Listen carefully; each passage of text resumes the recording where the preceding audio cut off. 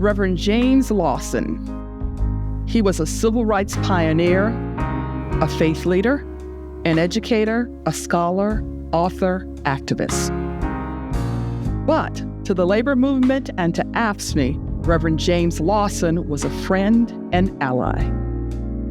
Steeped in the philosophy of nonviolent resistance, Lawson became a leading figure in the lunch counter sit-in movement and the Freedom Rides.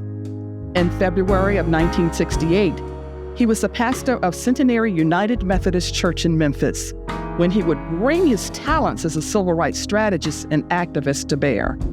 As 1,300 city sanitation workers, represented by AFSCME Local 1733, went on strike. The workers, all of them Black men, were protesting brutal working conditions and poverty wages, and a city that refused to recognize their dignity.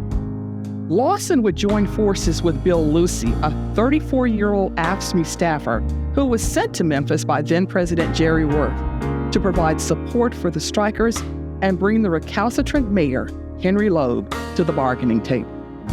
Lawson and Lucey were two of many essential voices in reminding the strikers that their basic humanity, later emblazoned on the signs they wore when they marched, "I am a man."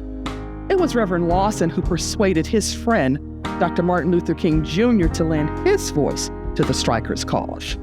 That spring, the strikers and the community coalition that stood behind them would endure violence and intimidation. Dr. King would give his life in that struggle that April. But thanks to the leadership of Reverend Lawson and Bill Lucey, and most importantly, the unshakable resolve of the strikers, they would win union recognition, wage increases, a grievance procedure, and many other concessions from the city. It was a pivotal moment in American history, but just one chapter in Reverend Lawson's long, storied career. A career advancing nonviolent resistance, lifting up the voiceless, fighting for justice, agitating for change. We honor his legacy and we commit to fighting in his name.